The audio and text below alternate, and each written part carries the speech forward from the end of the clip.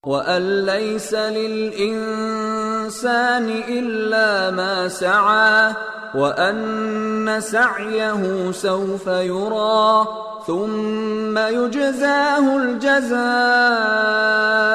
الأوفى وأن إلى ربك المنتهى وأنه هو أضحك وأبكى وأنه هو أمات وأحيا وأنه خلق الزوجين الذكر والأنثى من نطفة إذا تمنى وأن عليه النشأة الأخرى وأنه هو أغنى وأقنى وأنه هو رب الشعرى وأنه أهلك عادا الأولى وثمود فما أبقى. Bismillahirrahmanirrahim. Alhamdulillah wassalatu wassalamu ala Rasulillah wa ala alihi wa sahbihi wa man wala. Allahumma faqihna fid din wa 'allimna at-ta'wil. Allahumma inna nas'aluka 'ilman nafi'a wa rizqan thayyiban wa 'amalan mutaqabbala. Insyaallah kita melanjutkan kajian tafsir Ibnu Katsir. Langsung kita beralih dari muqaddimah Ibnu Katsir dalam tafsirnya, yang mana kitab ini diringkas oleh tim Syekh Safi Rahman Al-Mubarakfuri. Pada kali ini insyaallah langsung kita beralih menuju ke surat Al-Fatihah. Pembahasan surat Al-Fatihah ini pembahasan yang vital bagi setiap muslim, baik dari kalangan awamnya maupun kalangan ulama. Kalangan awam memerlukan pengetahuan lebih mengenai tafsir surat Al-Fatihah.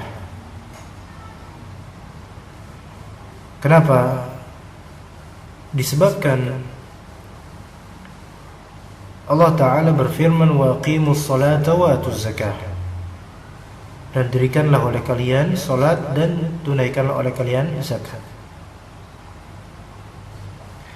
Ketika Allah Ta'ala memerintahkan suatu perkara kepada kita, yang kemudian para ulama mengatakan bahwasanya perkara tersebut merupakan fardu ain, setiap orang wajib untuk melaksanakannya, maka berarti tata cara untuk mengamalkan kewajiban fardu ain itu juga adalah fardu ain. Konsekuensinya adalah kita wajib untuk mempelajari bagaimana cara sholat yang benar, ya.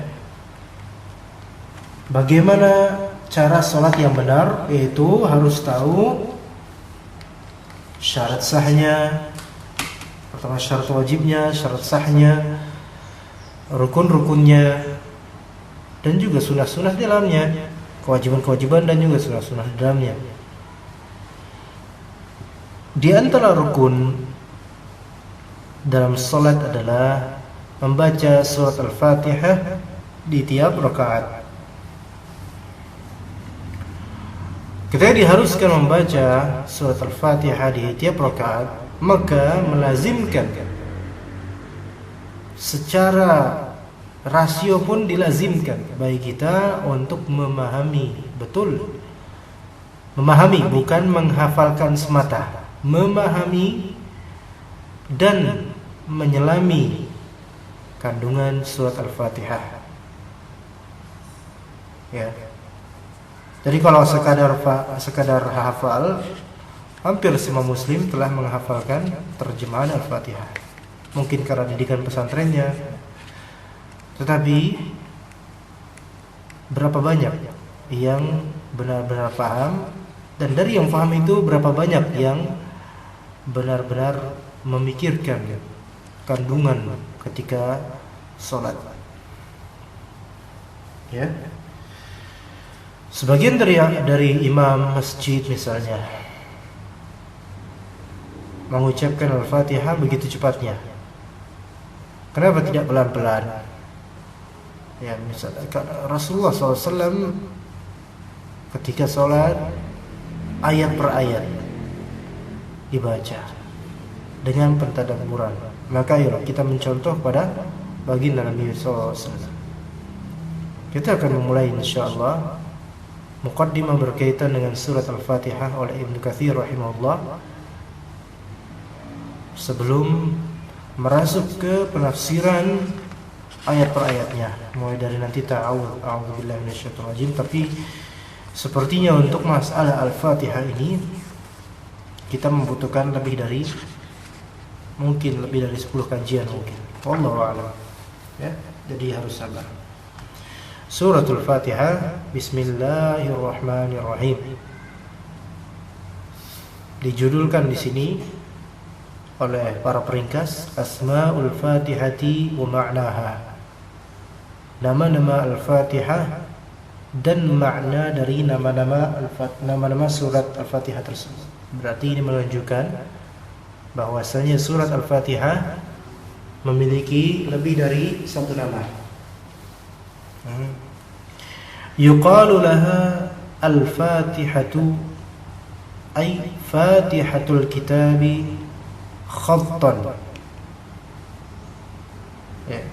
Yuqal disebut untuk surat ini sebagai Al-Fatihah. Ya, surat ini disebut dengan nama Al-Fatihah. Kenapa? Kita tahu makna dari fataha yaftahu adalah membuka. Ay Fatihatul Kitabi khattan, yakni Fatihatul Kitab, pembuka Al-Kitab, yaitu Al-Quran, khattan, secara tertulis. Kita telah melihat ya beragam mushaf. Kita telah melihat beragam mushaf yang dijual di mana-mana. Kesemuanya sepakat, tidak ada yang menyelisihi dimulai dari surat Al-Fatihah sebagai pembuka. Ya, jadi sebagai pembuka secara khat, secara tulisan, semuanya melihat bahwasanya Fatihah ini memang benar-benar pembuka Al-Kitab. Baik, kemudian wabiha tuftatahu al-qira'atu fi salawat. Dan dengan surat ini pula tuftatahu al-qira'atu fi salawat, dibukalah bacaan dimulai dalam salat-salat. Sahih, antum takbiratul ihram, kemudian membaca doa istiftah, kemudian berta'awudz dan membaca surat Al-Fatihah. Berarti ada dua alasan mengapa surat ini dinamai Al-Fatihah. Kenapa? Karena secara tertulis Al-Quran atau Al-Kitab di sini dimulai dengannya. Alasan kedua, secara pelafalan salat dimulai dengan Al-Fatihah. Wa yuqalu laha aidha, dan juga surat ini disebut Ummul Kitab, induknya Al-Kitab. Indal jumhur, bagi jumhur ulama. Berarti ada beberapa ulama yang kurang setuju dengan penamaan Ummul Kitab terhadap Al-Fatihah. Ya, padahal telah teriwayatkan dalam hadis yang sahih riwayat Tirmizi, ya, disahihkan oleh At-Tirmizi, an Abi Hurairah radhiyallahu anhu qala, dari Abu Hurairah dia berkata, qala Rasulullah sallallahu alaihi wasallam, Nabi kita Muhammad sallallahu alaihi wasallam berkata, alhamdulillahi rabbil alamin, ummul Quran wa ummul kitab was sab'ul mathani wal Qur'anul azim. Alhamdulillahirabbil alamin adalah induknya Al-Qur'an. Di sini disebutkan oleh Rasulullah nama-nama surat ini. Surat Alhamdulillahirabbil alamin dinamakan Ummul Quran, dinamakan juga Ummul Kitab, dinamakan juga As-Sab'ul Mathani, dinamakan juga Al-Quran Al-Azim. Jadi di sini ada 4 macam nama. Walaupun Ummul Quran dan Ummul Kitab ya sebenarnya sama nama itu, yang penting umnya, induknya. Baik, kalau aku lihat 3.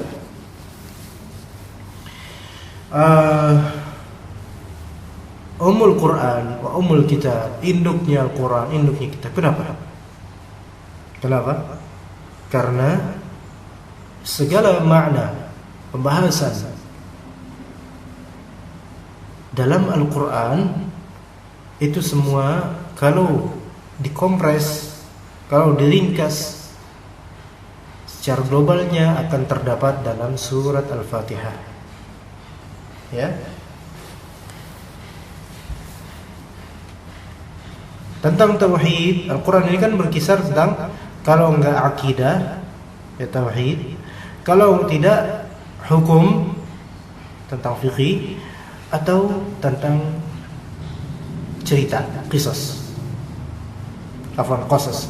Nah, di sini akidah, hukum dan al-qasas. Dalam Al-Fatihah penuh dengan pembahasan akidah secara global. Ya alhamdulillahirabbil alamin, ada akidah. Ar-Rahmanir Rahim, Maliki Yaumiddin. Ya, iyyaka na'budu. Itu semua tentang akidah, tentang tauhid, tentang hukum fikih misalnya, hukum syariat. Ya. Di sini tentang hukum syariat berkaitan dengan apa? Iyyaka na'budu wa iyyaka nasta'in, ihdinas siratal mustaqim. Ya.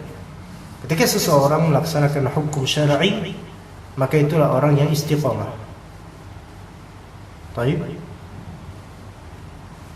Kemudian kalau tentang al-qasas, cerita-cerita, globalnya ada di Al-Quran, yaitu di kalimat alladzina an'amta alaihim, untuk yang baik, ghairil maghdubi alaihim waladdallin, untuk cerita-cerita yang di dalamnya ada tokoh-tokoh buruk.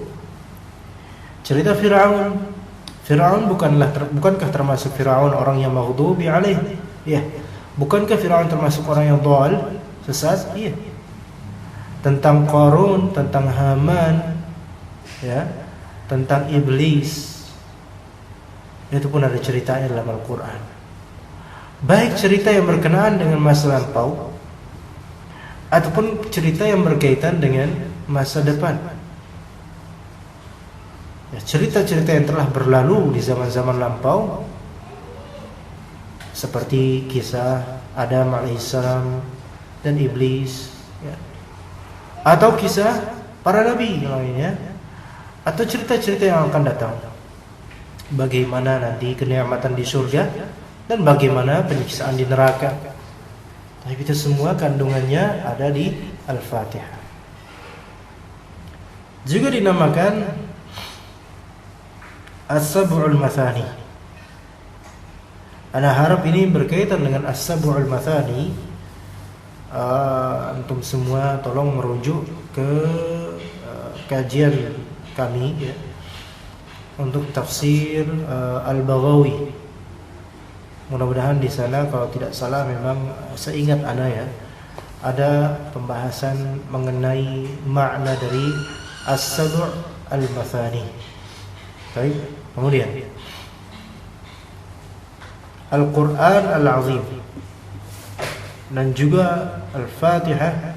Tadi As-Sab'ul Mathani yaitu 7 ayat yang dibaca berulang-ulang, kayak diulang-ulang di tiap surat, ya. Dan juga Al-Fatihah disebut Al-Quranul Azim.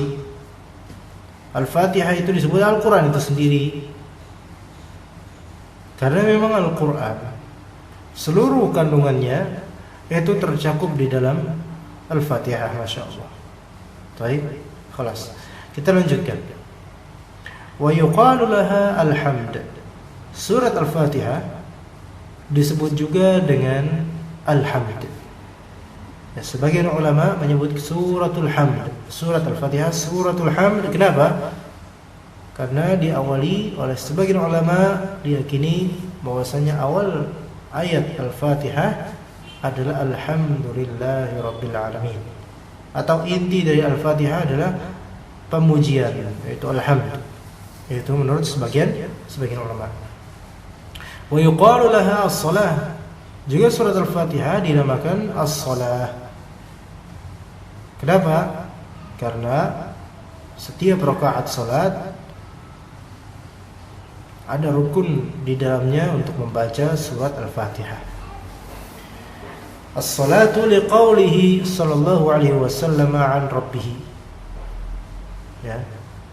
Karena perkataan sabda Nabi sallallahu alaihi wasallam ketika meriwayatkan dari Rabb-Nya yaitu Allah Subhanahu wa taala bahwa Allah taala berfirman, "Qasamtu as-salata baini wa baina 'abdi nisfain." Aku membagi as-salat. Syuf di sini, aku membagi as-salat. As-salat di sini maknanya bukanlah salat lima waktu. Makna dari as-salat di sini adalah Al-Fatihah. Jadi maknanya aku membagi Al-Fatihah baini antara diriku wa baina 'abdi dan hambaku nisfain menjadi dua potong, dua bagian. Ya.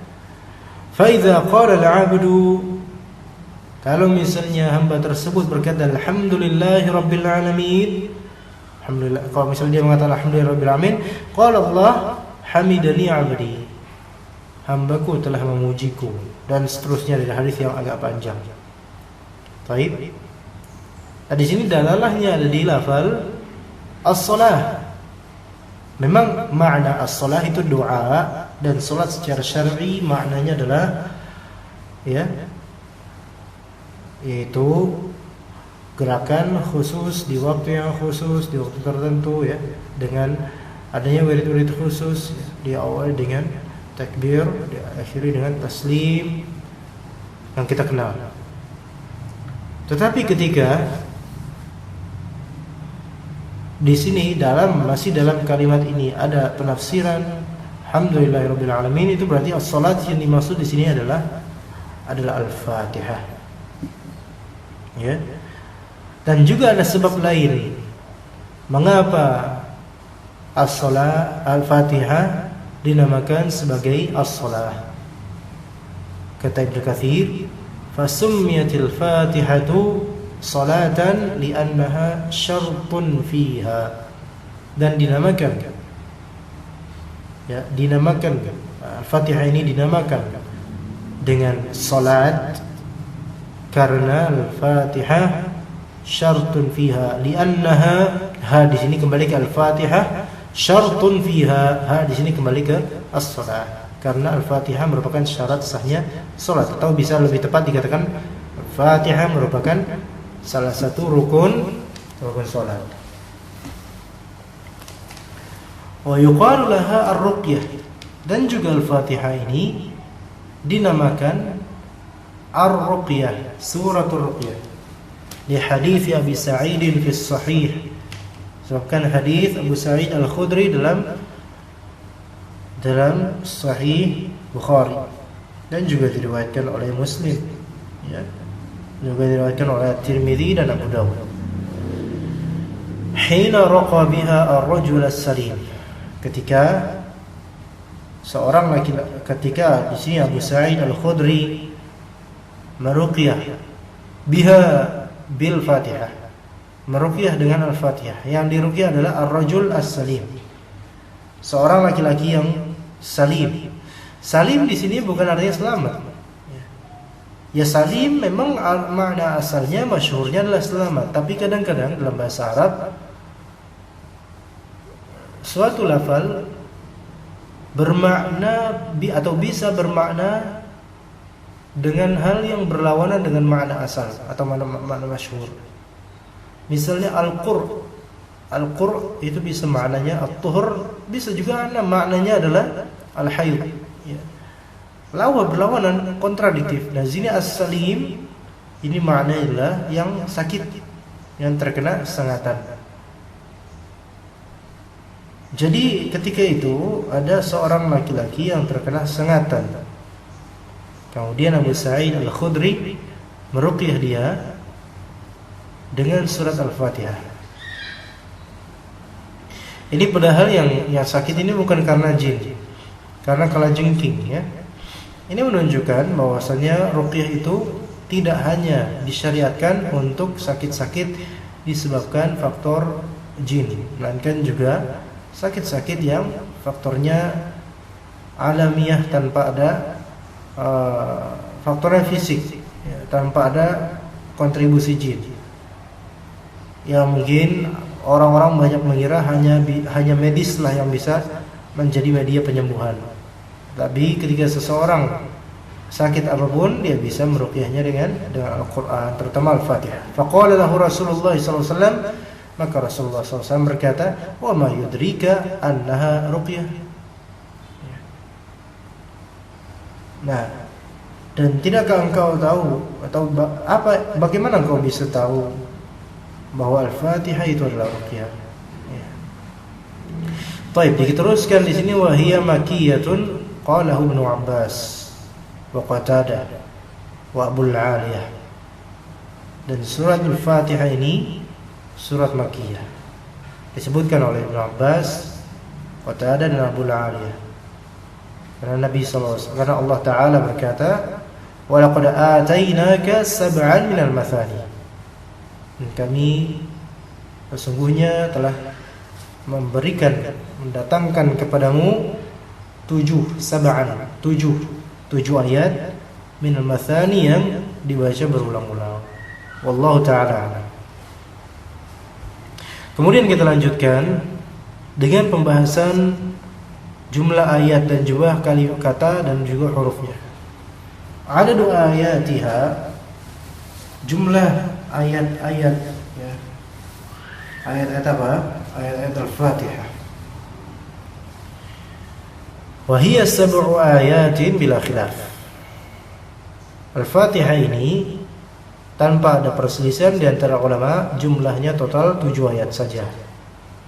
Wal basmalatu ayatun mustaqillatun min awwaliha, kama huwa 'inda jumhuri qurra'il Kufah. Wa qawlu jama'atin minas sahabati wat tabi'in wa khalqin minal khalaq. Syuf, di sini perhatikan. Berkaitan dengan permasalahan basmalah. Ya. Kata Ibnu Katsir, wal basmalatu, dan bismillah ini, ya, ayatun mustaqillah. Bismillahirrahmanirrahim atau basmalah itu adalah suatu ayat, ya. Syufi, ya. Suatu ayat. Jadi bismillahirrahmanirrahim juga ayat. Tetapi basmalah ini suatu ayat yang bersifat mustaqillah. Pahami baik-baik. Suatu ayat yang bersifat mustaqillah. Apa artinya? Independen. Mustaqillatun min awwaliha, yang terpisah dari awal Al-Fatihah. Maksudnya apa? Bahwasanya Bismillahirrahmanirrahim bukan termasuk surat Al-Fatihah. Konsekuensinya apa? Konsekuensinya adalah berarti ayat pertama Al-Fatihah adalah Alhamdulillahirabbil alamin. Dan itu yang masyhur biasanya di mazhab Syafi'i juga.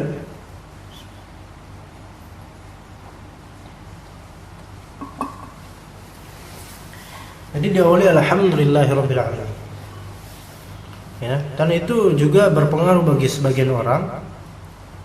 Apakah ini basmalah dijaharkan dalam salat jahar atau tidak? Tapi itu nanti insyaallah ada pembahasannya. Jadi basmalah di sini, kalau beliau memilih pendapat, ya, basmalah itu memang termasuk ayat, tapi dia independen dan bukan termasuk surat Al-Fatihah. Arti surat Al-Fatihah diawali dengan Alhamdulillahirabbil alamin ayat pertama. Ayat kedua Ar-Rahmanir Rahim, ayat ketiga Maliki yaumiddin. Ayat keempat, iyyaka na'budu wa iyyaka nasta'in. Ayat kelima, ihdinas siratal mustaqim. Ayat keenam, siratal ladzina an'amta 'alaihim. Ayat ketujuh, ghairil maghdubi 'alaihim waladdallin. Kama huwa 'inda jumhuri qurra'il Kufah. Sebagaimana itu juga merupakan pendapat jumhur para qurra pembaca Al-Qur'an yang meriwayatkan Al-Qur'an dari Kufah. Wa qawlu jama'ati minas sahabati wat tabi'ina, dan perkataan sebagian dari sahabat Nabi, juga para tabi'in, sebagian tabi'in, dan juga khalqin minal khalaf, banyak orang dari khalaf, dari orang-orang setelah zaman salaf.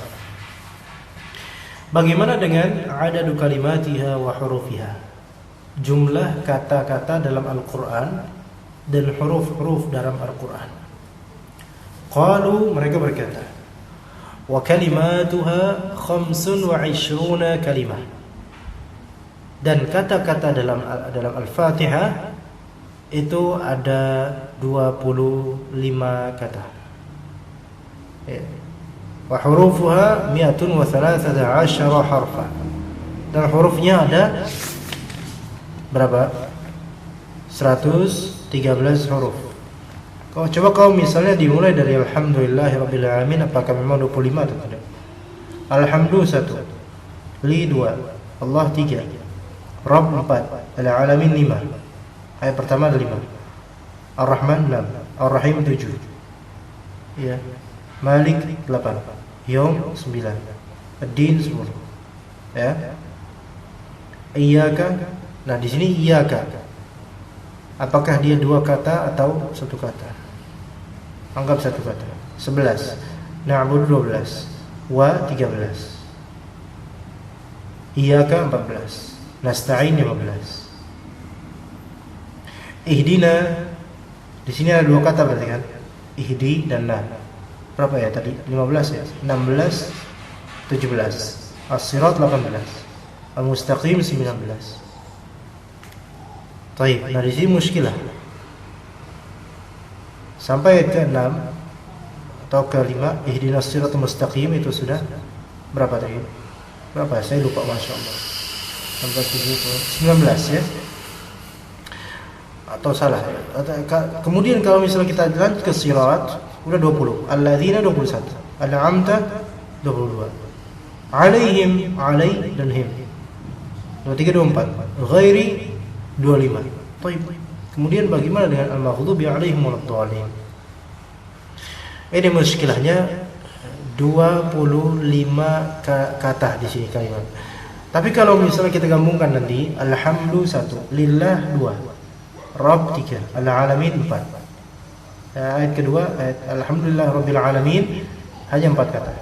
Ar-Rahman 5, Ar-Rahim 6, Malik 7, Yaum 8, Ad-Din 9, Iyyaka 10, Na'budu 11, wa iyyaka 12, Nasta'in 13, Ihdina 14, As-Sirat 15, Al-Mustaqim 16, Sirat 17, Alladzina 18, An'amta 19, Alaihim 20, Ghairi 21, Al-Maghdub 22, ya, 22, Alaihim 23, Wala 24, Ad-Dhalin 25. Berarti kalau dihitung 25 kata itu tidak termasuk huruf jar. Berarti huruf jar tidak dihitung sebagai kata. Oleh karena itu tadi kita bilang, atau domir itu tidak sebagai kata, digabungkan dengan setelahnya atau sebelumnya. Misalnya alhamdulillahirabbil alamin, lillah di sini itu satu kata dihitungnya. Ya, iyyaka dihitung satu kata. Kemudian ihdina dihitung satu kata. An'amta dihitung satu kata. Alaihim dihitung satu kata, ya. Jadi wallahu alam, itu menurut Ibnu Katsir rahimahullah. Ala kulli hal, ya, semoga apa yang dikaji ini insyaallah bermanfaat untuk kita semua. Ya, insyaallah kita lanjutkan di waktu mendatang untuk kajian tafsir Ibnu Katsir. Jazakumullah ala husni istima'ikum. Subhanakallahumma bihamdika asyhadu an la ilaha illa anta astaghfiruka wa atubu ilaik.